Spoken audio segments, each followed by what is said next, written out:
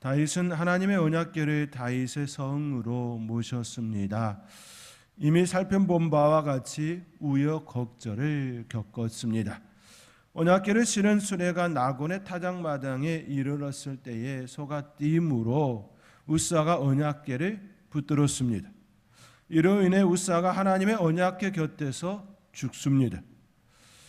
이 일로 언약궤를 다윗성에 바로 모시지 못하고 오벳 에돔의 집에 모시게 됩니다. 가드 사람 오벳 에돔의 집에 모시게 되지요. 가드 사람 오벳 에돔의 집에 있는 동안 하나님께서는 그와 그의 온 집을 복을 주셨습니다. 이 소식을 들은 다윗은 용기를 내어 하나님의 언약궤를 다윗성으로 모시고자 합니다.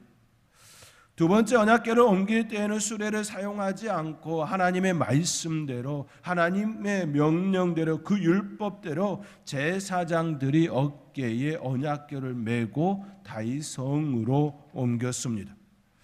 하나님의 명령대로 행한 다윗은 무사히 하나님의 언약궤를 다윗성으로 모실 수 있었습니다. 하나님의 언약궤를 모신 다윗은 너무 기뻤습니다. 그가 하나님 앞에서 매우 기뻐하고 춤을 춥니다. 그러나 그의 이 모습을 본 미갈은 심중에 그를 업신여기지요. 그리고 다윗에게 방탕한 자가 염치 없이 자기의 몸을 드러내는 것처럼 행동했다고 질책과 불평의 소리를 내놓습니다. 그 소리에 다윗은 내가 여호와 앞에서 한 것이라, 내가 여호와 앞에서 한 것이라 그렇게 미갈에게 이야기합니다. 그리고 미갈에게 내가 이보다 더 낮아져서 스스로 천하게 보일지라도 미갈이 말한 계집종에게는 높임을 받으리라 라는 그런 대답을 더해 주지요. 그만큼 다윗은 자신의 존재에 대하여서 바르게 인식하고 있었습니다. 내가 하나님 앞에서 어떠한 모습을 갖는다 할지라도 그것은 부끄러운 일이 아니라는 것을 알고 있을 뿐만 아니라 그가 아무리 낮아진다 할지라도 그가 왕이라고 하는 그 사실이 변하지 않는다라는 것을 알고 있었습니다. 나의 어떤 행동으로 인하여서 나의 그러한 외적인 것들이 변하지 않는다라는 것을 알고 있었다라는 것이지요. 그렇게 그는 하나님 앞에서 당당하게 춤을 추고 또 춤을 추고 기뻐할 수 있었습니다. 그러한 그가 하나님 앞에 또 다른 고백으로 나갑니다. 그것은 오늘 본문에 소개된 것처럼 하나님의 언약궤를 둘 하나님의 성전, 하나님의 전을 짓는 것에 대한 바램이었습니다. 오늘 본문에 있었던 것처럼 2절 말씀에 왕이 선지자 나단에게 이르되 볼지어다 나는 백항목 궁에 살거늘 하나님의 궤는 휘장 가운데에 있도다 라고 이와 같이 그의 마음을 드러내었습니다. 다윗 왕은 나단 선지자에게 하나님의 전을 건축하기를 간절히 바라는 그의 마음을 내어놓았습니다. 그 마음을 알게 된 나단은 다윗에게 이와 같이 이야기하지요. 여호와께서 왕과 함께 계시니 마음에 있는 모든 것을 행하라 이처럼 권면합니다. 나단 선지자의 그 권면의 내용은 왕이 원하는 대로 하나님의 전을 건축하소서라고 하는 그런 말이었습니다. 그런데 하나님께서는 나단 선지자의 그 말과는 다름이었지요. 하나님께서는 나단 선지자에게 그 밤에 나타나 하나님의 전 건축에 관하여 말씀을 주셨습니다. 그 말씀의 요지는 하나님은 우선 다윗의 성전 건축 그 계획에 대하여 반대하신다라는 말씀이었습니다. 다시 말해 하나님의 성전 건축의 그 불필요성을 말씀하시며 다윗에 의한 성전 건축이 하나님의 뜻이 아님을 분명하게 말씀해 주었습니다. 물론 하나님은 다윗의 성전 건축 계획을 완전히 폐기한 건 아니었습니다. 그의 후손에 의하여 성전 건축에 대하여 허락은 하셨지만 다윗이 말하고 있는 그 부분에 대하여서는 반대하셨습니다. 그렇지만 하나님은 다윗에 의한 성전 건축을 반대하셨지만 그의 마음은 받으셨습니다. 나는 백항목 궁에 거하고 있지만 하나님의 계획과 장막에 거하는 그 안타까운 그 마음, 하나님을 향한 그 마음은 하나님께서 받으셨습니다. 다윗이 하나님께 대한 열심히 성전을 건축하고자 하는 그 마음을 기뻐하시고 그에게 다윗 왕권에 관한 놀라운 언약을 말씀해 주시지요.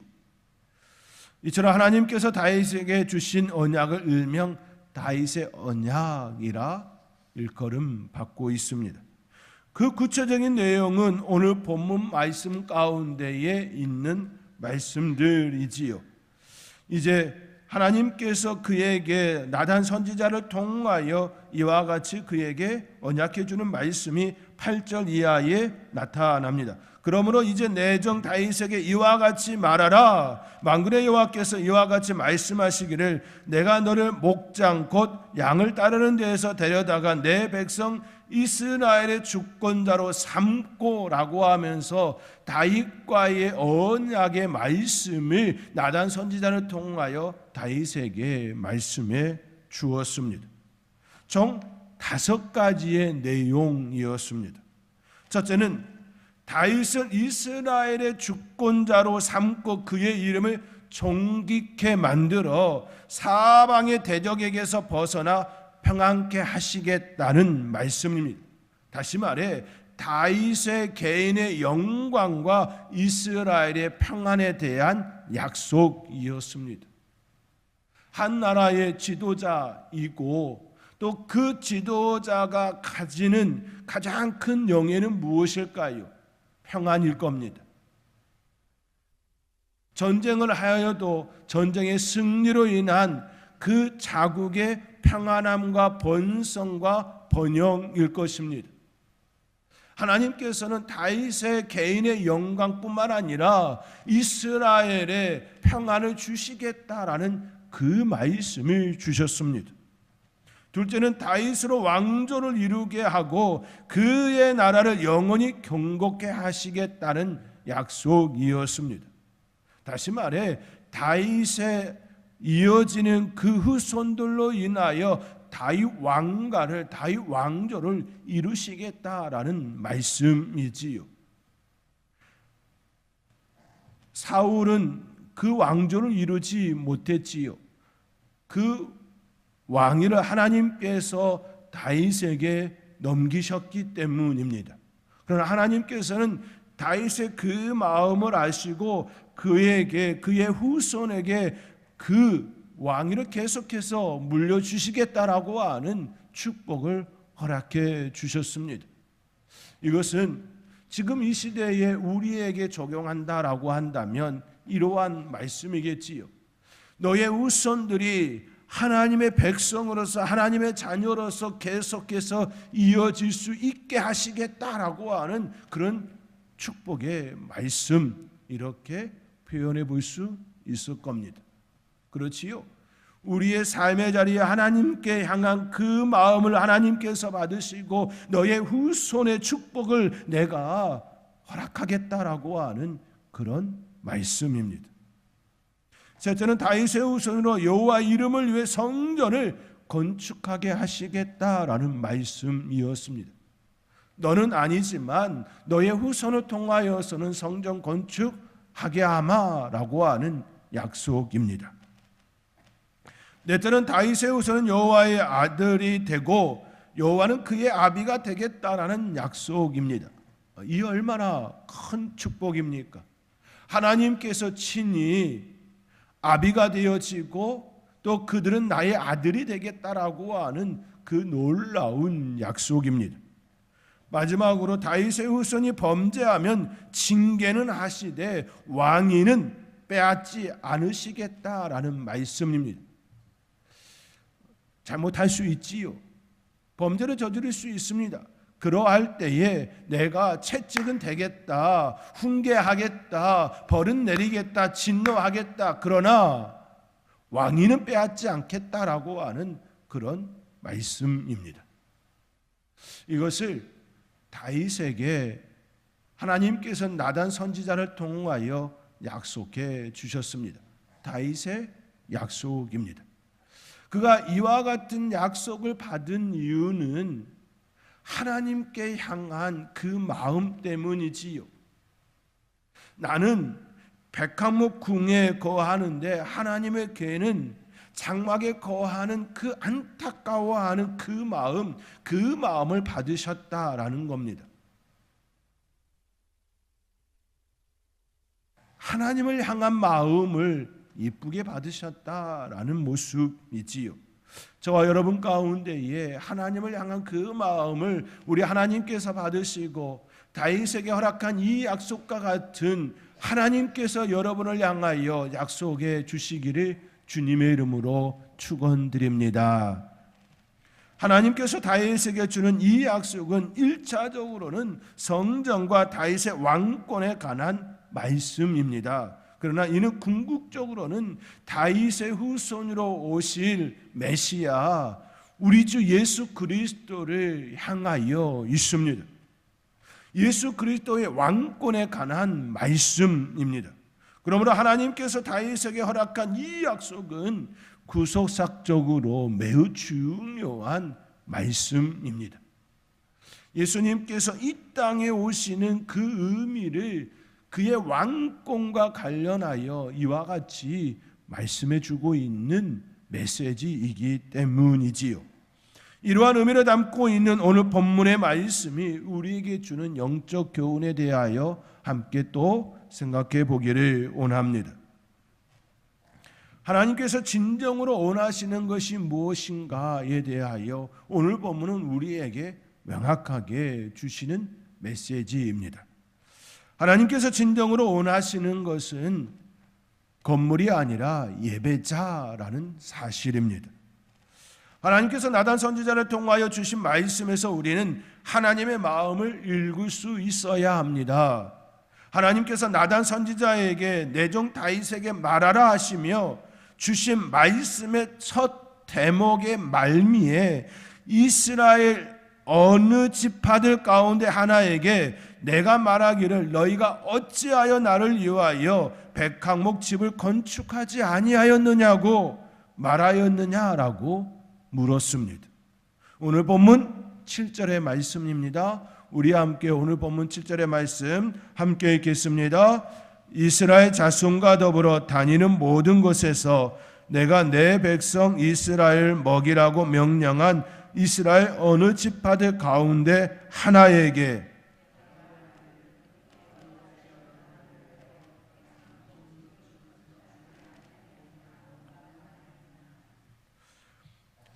어느 지파들 가운데 하나에게 내가 말하기를 너희가 어찌하여 나를 위하여 백항목 집을 건축하지 아니하였느냐, 그것을 요구하지 않았다라는 말씀입니다.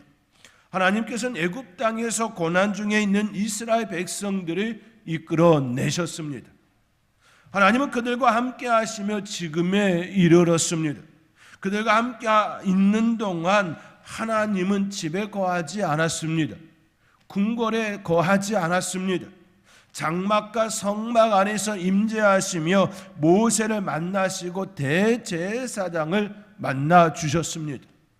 하나님께서 이스라엘 백성들과 함께 하였던 곳은 장막, 즉 성막이었습니다.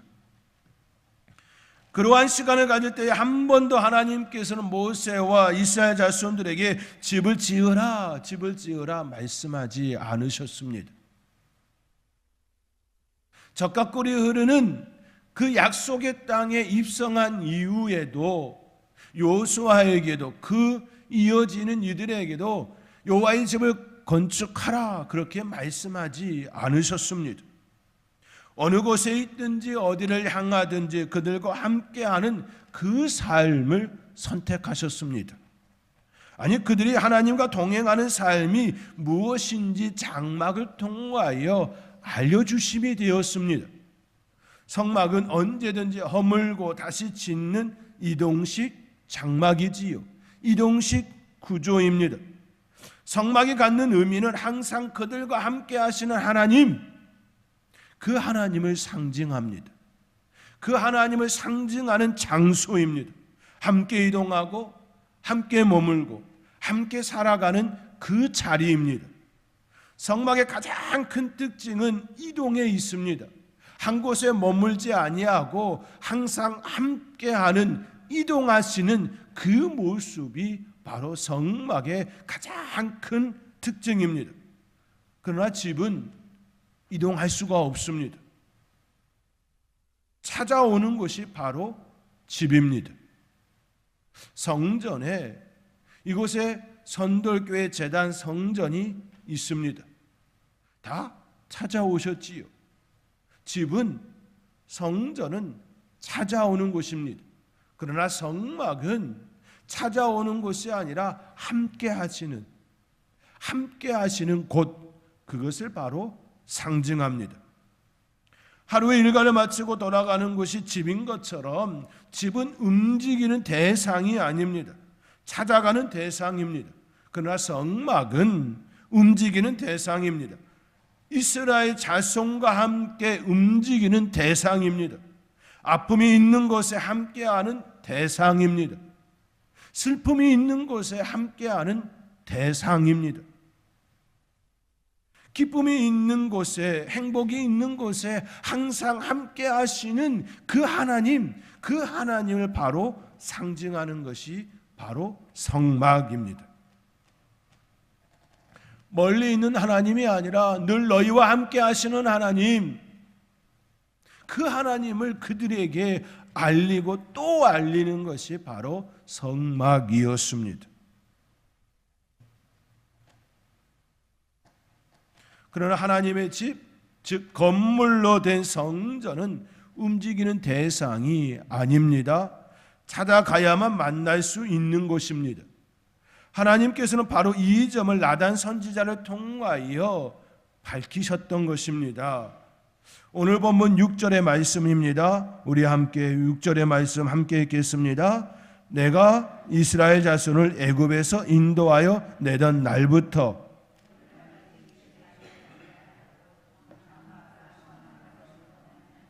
아멘. 장막과 성막 안에서 다녔다라고 말씀합니다. 하나님께서는 애굽에서 인도하여 내던 날부터 오늘까지 집에 살지 아니하고 성막에 다녔습니다. 함께 하시는 하나님이심을 그들에게 드러내시고 또 드러내셨습니다. 그 하나님께서는 7절의 말씀과 같이 이스라엘 자손과 더불어 다니셨다 이렇게 말씀하십니다. 우리는 이 말씀의 의미를 기억해야 합니다. 왜 하나님께서는 성막을 그토록 강조하였는지 성막의 그 의미를 우리는 새겨야 합니다. 하나님께서 원하시는 건 하나님과 함께하는 예배자, 하나님과 함께하는 하나님의 자녀, 그들을 원하신다라는 말씀입니다. 하나님께서 진정으로 원하시고 찾으시는 건 하나님과 함께하는 그 사람, 하나님과 함께 즐거워하고 기뻐하고 그 은혜 가운데 살아가는 그 사람을 원하신다라는 말씀입니다. 이스라엘 자손과 더불어 다니셨다라는 이 말씀은 지금도 우리에게 해당되는 말씀입니다. 그렇게 유대 사상을 너무나도 잘 알고 있는 마태복음 기자는 예수님의 성육신 사건을 다루며 임마누엘 하나님을 밝히 드러내셨지요.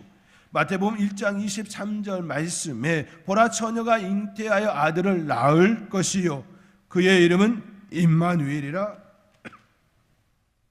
하리라 하셨으니 이를 번역한즉 하나님이 우리와 함께 계시다 함이라.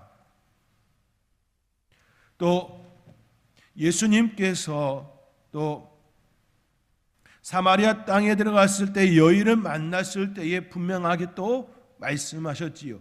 이것도 아니고 저것도 아니고 라고 하는 그 말씀을 주심이 되었습니다. 결국 예수님께서 죽으시고 부활하시고 승천하신 이후에 성령을 우리에게 보내시겠다 말씀하시고 성령이 우리 안에 거하심으로 우리는 하나님의 전이 되었습니다. 다시 말해 성막과 같은 그런 존재가 되셨다라는 겁니다. 우리의 존재는 움직이는 하나님이 함께하는 그런 성막과 같은 존재라는 말씀입니다. 하나님의 말씀은 구약의 말씀이나 신약의 말씀이나 변하지가 않습니다. 늘 그 같은 맥락 속에서 한 결 속에서 움직입니다. 다윗의 그 마음은 받으셨지만 진정 하나님께서 다윗에게 나단 선지자를 통하여 주시기를 원하는 그 말씀은 함께 하시는 하나님, 그 하나님, 그런 예배자, 그런 관계가 있는 하나님의 사람을 원하신다라는 이 말씀입니다. 하나님은 우리와 함께 계시다 이 말씀으로 마태복음 기자는 이처럼 말씀하셨지요. 임마누엘의 하나님은 예수님께서 이 땅에 오심으로 시작된 것이 아니라 이미 구약의 시대 때부터 존재하였고 또 지금도 여전히 성령 하나님께서 우리와 함께 하심으로 그 은혜 가운데 우리는 늘 살아가고 있습니다. 그러나 이스라엘 백성들은 그 하나님을 바르게 인지하지 못하였습니다. 그들의 모습을 닮아서는 아니 되겠지요. 우리는 임마누엘 되시는 하나님, 우리와 함께 하시기를 원하시고 우리와 함께 더불어 살아가기를 원하시는 그 하나님, 이스라엘 자손과 더불어 함께 하시는 그 하나님, 바로 그 하나님이 우리의 하나님이시고 지금도 여전히 우리와 함께 하기를 원하시는 그 하나님을 향하여 우리의 시선을, 우리의 마음을 둘 수 있는 저와 여러분이 되어줄 수 있기를 주님의 이름으로 축원드립니다. 그렇다면 왜 많은 교회들이 성전을 짓고 또 현대식으로 지으려 하는 것일까요? 이 부분까지 더 나아가야겠지요? 그것은 사람들이 불편을 느끼기 때문입니다. 사회가 변하고 기술이 발전하는 시대 속에서 사람들은 살아가고 있습니다. 불편했던 것들을 하나씩 바꾸어 생활하기에 가장 편한 것으로, 편리한 것으로 바꾸어 가고 있습니다. 그러한 모습에 대하여 잘못되었다, 이건 아니다 말할 수 있습니까? 아니지요. 그렇지가 않습니다. 그 이유는 편하기 때문이지요. 익숙하기 때문입니다. 좋기 때문이지요. 교회도 마찬가지입니다. 교회 구성원은 성도 즉 사람입니다. 그 사람들이 사용하기에 점점 편한 것으로 변하는 것은 시대의 흐름 중 하나입니다. 예배는 하나님께 드리는 곳이지만 예배는 하나님께 드리는 것이지만 그 예배에 참여하는 이들은 사람이기에 예배를 드리는 공간을 사람들이 편리하게 쓰기를 원하는 형태로 바꾸는 건 시대적 요청이겠지요. 사람들은 편안한 구조로 바꾸고 또 그것을 계속해서 요구합니다.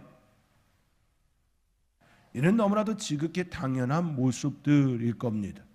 그래서 교회 안에는 늘 팽팽한 두 기류가 늘 존재합니다.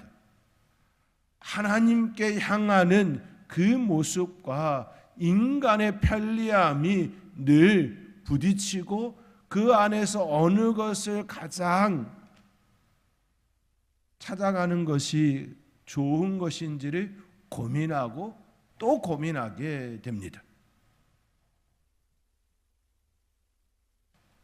물론 중요한 사실은 결코 변하지가 않지요. 그것은 예배를 드림에 있어서 편의시설이 우선되어서는 아니 된다라는 말씀입니다.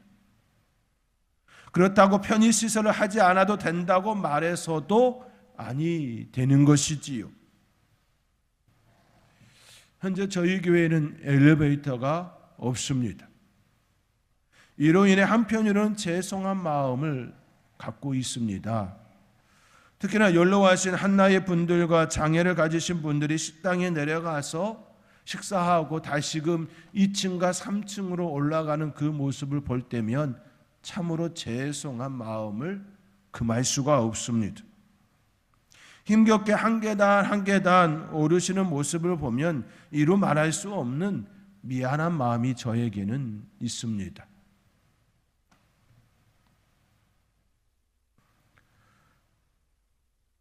편리함, 힘들게 계단을 오르시는 그분들을 보면 편리한 그 시설을 갖추어 드려야겠다라는 마음을 더 갖게 되어지지요. 그런데요, 우리는 이 속에서 두 가지가 계속 부딪힘이 일어나게 되는 것입니다. 하나님께 예배드림에 대한 그 부분과 인간의 그 편의시설에 대한 이 부분이 늘 부딪힘이 일어나게 되어집니다. 사랑하는 성도 여러분, 오늘 말씀을 통하여 우리가 우리의 마음에 진정으로 기억하고 또 담아야 할 것은 우리 하나님께서는 하나님과 더불어 함께 살아갈 성도를, 하나님의 자녀를 찾는다라는 말씀입니다. 이것이 내 마음속에 가장 중심에 있어야 합니다. 성전을 찾는 그 이유가 바로 여기에 있어야 합니다. 좋은 시설 때문에 온 것이 아니라, 화려함 때문에 온 것이 아니라, 세련된 모습 때문에 온 것이 아니라, 내가 하나님의 자녀이고 하나님과 더불어 가는 사람이기에, 하나님의 자녀이기에 그 마음이 먼저 이어야 합니다. 그러나 인간의 예물을 보고 판단하기에 교회는 조금 더 계속해서 개선을 해야겠지요. 그것은 늘 숙제로 가지게 됩니다. 하나님께서 우리 선돌교회에 속한 모든 권속들이, 하나님의 자녀들이 가장 먼저는 하나님과 더불어 함께 신앙의 아름다움을 추구하는 그런 멋진 삶이 되어지기를 소망합니다. 그리고 교회는 조금 더 나은 모습으로 계속해서 변해가는 그런 아름다운 발자취를 가질 수 있기를 또한 소망합니다. 그런 교회가 될 수 있도록, 또 하나님께 온전하게 마음을 다하여 함께 더불어 신앙생활하는 아름다운 성도들이 또한 되어지기를 주님의 이름으로 축원드립니다.